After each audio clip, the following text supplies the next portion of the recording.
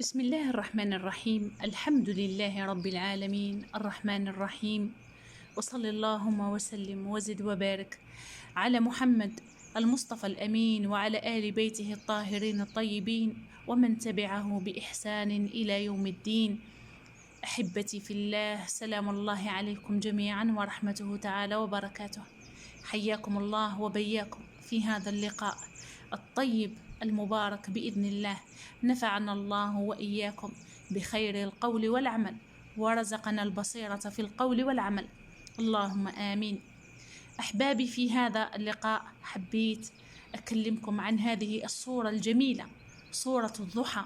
سبحان الله، هذه الصورة التي تحمل في طياتها بلسم عجيب للقلوب الأليمة، بلسم عجيب للأرواح المتعبة، الأرواح المنهكة، الأرواح التي أتعبها ضنك العيش أو الظروف الصعبة، مصاعب الحياة، مشاكل، هموم.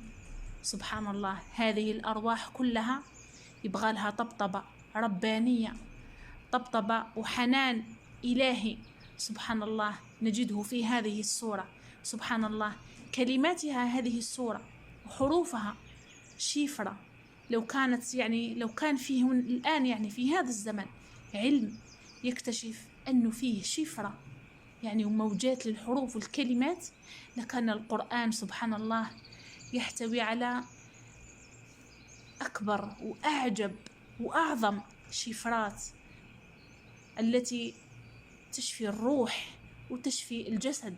سبحان الله، والتي تفتح أبواب وطاقات سبحان الله ربما ما كنا نعتقد أنها تفتح في يوم من الأيام. هذه السورة هي سورة الضحى. سورة الضحى سبحان الله نزلت في حادث وقع للنبي صلى الله عليه وسلم عندما أبطأ عليه الوحي. سبحان الله، كان بعض من الكفار، هذه في عجالة أقول لكم على سبب نزولها. جاءه بعض من الكفار، يروى أنها زوجة عمه اللي هي حمالة الحطب. سبحان الله، الشماتة هذه المرأة جاءت تشمت بالنبي صلى الله عليه وسلم، قالت: ما أرى إلا أن شيطانك قد قلاك، ابتعد عنك، تركك، نفر منك. سبحان الله. فنزلت السورة تطبطب على قلب النبي صلى الله عليه وسلم وتواسيه يوعد بها الله سبحانه وتعالى رسوله وغير الرسول كذلك. معروف عن القرآن إذا نزل على رسول الله صلى الله عليه وسلم بسبب أن هذا السبب سبحان الله فيه حكم وفيه حكمة، لكن ليست مخصصة فقط لذلك السبب، بل لعموم الحكم، يعم جميع الناس. سبحان الله، عندما الإنسان يقرأ القرآن يتخيل أن القرآن يخاطبه هو، أن القرآن مرسل له هو. كل آية في القرآن وكل سورة في القرآن، كل حرف في القرآن يخاطبك أنت. سبحان الله، عندما أفتح القرآن وأقرأه أتحسس وأعتقد وأشعر بل أجزم أن هذا القرآن يخاطبني أنا. سبحان الله، إذا كلمني عن الجنة فيكلمني أنا، وإذا كلمني عن النار يكلمني أنا، إن كلمك عن حدود الله فكذلك يكلم. كل واحد يفتح القرآن فهو يكلمه هو.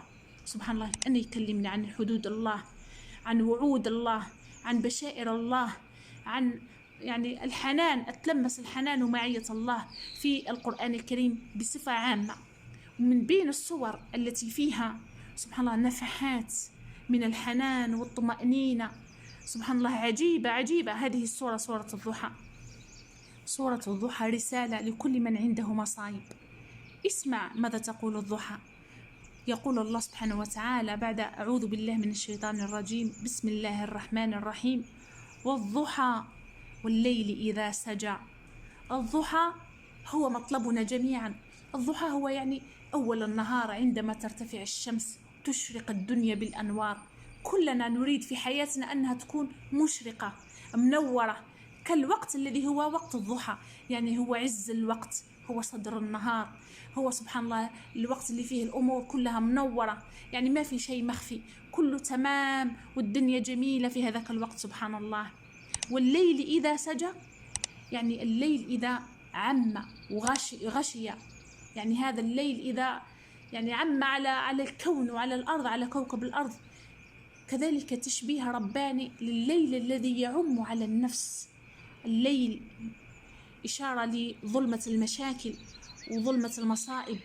يعني عندما تكون الدنيا مظلمة عليك ما فيها أمل، سبحان الله، ما فيش مثلا الواحد يقول لك أنا حياتي كلها ظلام، ما فيش بصيص من الأمل، سبحان الله، في البيت، في الصحة، في الشغل، في كل أمر من أمور الحياة. عندما تظلم عليك الدنيا، عندما تتعقد أمورك، سبحان الله، عندما تختفي البهجة، الليل يخفي البهجة، الليل سبحان الله فيه سر من أسرار الله سبحانه وتعالى. عندما تختفي في الظلمات، يعني أفراحك تختفي متخبية في تلك الظلمات، سبحان الله.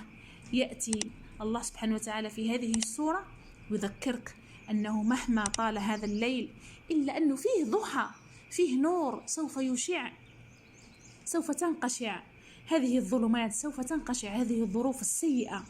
خصوصا إذا وصلت لكلام الله سبحانه وتعالى: ما ودعك ربك وما قلى. تخيل معي، تذكر معي حبيبتي أختي، تذكري معي الأيام واللحظات السعيدة التي كان فيها الله سبحانه وتعالى معك. تذكري هذه اللحظات العسيرة اللي جاءك فيها معية الله، وجاءتك فيها رحمة الله، وأنقذك الله فيها. كم من موقف مر عليك في الحياة مثل ما أنقذك في تلك المرة وتلك المرة وذيك المرة، كذلك ينقذك في هذه المرة. مثل ما فتح عليك في ذيك المرة وفي ذاك الأمر وفي تلك المصيبة، كذلك سيفتح عليك. مثل ما فتح الله عليك ويسر عليك وسهل لك تلك الصعوبات في هذه المرة وذاك المكان، كذلك سيسهل الله عليك في هذه المرة أيضا. الضحى، سورة الضحى سبحان الله فيها طبطبة وتذكير بوعود الله وحنان، سبحان الله. خصوصا إذا يعني وصلت: ولسوف يعطيك ربك فترضى. انظروا الرضا في الحياة الدنيا، الرضا يعطيك ربك فترضى. ما يرضي الإنسان إلا إذا أعطاه الله سبحانه وتعالى. الرضا هي سكينة وطمأنينة تسكن القلب، ليست سعادة. السعادة وقتية تنمحي تزول، لكن الرضا يسكن معك في قلبك، يستمر معك إلى أن تنتهي حياتك، سبحان الله. الرضا لذلك جاء هنا: ولسوف يعطيك ربك فترضى، سبحان الله. اسمعوا يا أخواتي لهذه الأخت ماذا قالت: كنت أعاني من مشاكل عديدة وصعوبات، سبحان الله، لا تنتهي. قالت: إلى أن هداني الله فصرت أصلي النوافل. قالت: أصلي النوافل، قالت: أصلي في الركعة الأولى بالضحى، والركعة الثانية ألم نشرح لك صدرك. قالت: عندما أنتهي من الركعتين وأسلم أستغفر الله وأقعد أمسح على صدري، أقرأ الضحى وأمسح على صدري، خصوصا عندما أصل للآية: ولسوف يعطيك ربك فترضى، فكأني أخاطب بها قلبي، أي أصبر يا قلبي، سوف يعطيك ربك فترضى، سوف يعطيني ربي فأرضى. كل شيء راه مقلقني سوف يرضيني الله فيه، يزول القلق ويحل الرضا. كل شيء راني أخاف منه من المستقبل سوف يحل الرضا في قلبي وأطمن، وكل شيء بيد الله. سوف يعطيك ربك فترضى. دائما هذه الكلمة امسحي بها على صدرك وطبطبي بها على قلبك وعلى روحك وعلى جراحك. صلي الركعتين، الركعة الأولى بسورة الضحى، والركعة الثانية بسورة ألم نشرح لك صدرك ووضعنا عنك وزرك الذي أنقض ظهرك ورفعنا لك ذكرك. وتذكري أن مع العسر يسرا، سبحان الله. هاتين السورتين إذا اجتمعتا في قلب المؤمن، سبحان الله، تعطيك جرعة قوية لا تنتهي من الأمل، من التفاؤل. كل المشاكل والصعوبات تتذلل أمام هذا اليقين الذي تحط هذه السورة في قلبك. قالت هذه الأخت أنها عندما تنتهي من صلاتها تمسح على صدرها، تكرر سورة الضحى وتمسح على صدرها بالآية اللي فيها عندما تصل إليها: ولسوف يعطيك ربك فترضى. قالت: أمسح على صدري، سبحان الله، أطمئن وتنفرج أموري. قالت: أرى كذا بعيني، أرى كذا الدنيا انفرجت وأموري كلها يسرها ربي وفتحها. فيها إحدى الأخوات قالت أنها تصلي كذلك صلاة الضحى، تصلي الضحى، تقرأ في الركعة الأولى بسورة الضحى، وتقرأ في الركعة الثانية بقل هو الله أحد، وعندما تنتهي من صلاتها تقعد تكرر سورة الضحى 3 مرات أو 7 مرات، وتكرر: ولسوف يعطيك ربك فترضى. قال: سبحان الله، خير وفضل من الله ونعيم سبحان الله يقذفه الله سبحانه وتعالى في قلبي، نعيم يقذفه الله سبحانه وتعالى في بيتي، في كل أمور حياتي، بركة في المال، بركة في الرزق، تتوسع يعني أرزاقي، ويأتيني ربي من الخيرات، يأتيني بالخيرات من حيث أحتسب ومن حيث لا أحتسب. سبحان الله. في صلاة الضحى سوف تكون على يقين، وراح يجيك بعد الفقر غنى. عندما تقرأي سورة الضحى كوني على يقين أن بعد الفقر غنى، وبعد الصعوبة سهولة وتيسير. ولسوف يعطيك ربك فترضى. أبشري أبشري يا أختي، أبشري يا أخي، أبشروا يا من أنهكتكم المشاكل وضغوطات الحياة سبحان الله، خصوصا في هذا الوقت، وقت مليء بالماديات، وقت مليء سبحان الله بالأنانية، وقت مليء يعني الناس قلوبها مرهفة سبحان الله. املأ قلبك بهذه الكلمة، بهذه الجملة الإلهية الربانية التي تملأ قلبك بالطمأنينة والسكينة والرضا واليقين. ولسوف يعطيك ربك فترضى. سيعطيك. ماذا تريد من رب العالمين؟ سيعطيك. ربي سبحانه وتعالى عند ظن عبده به سبحانه وتعالى.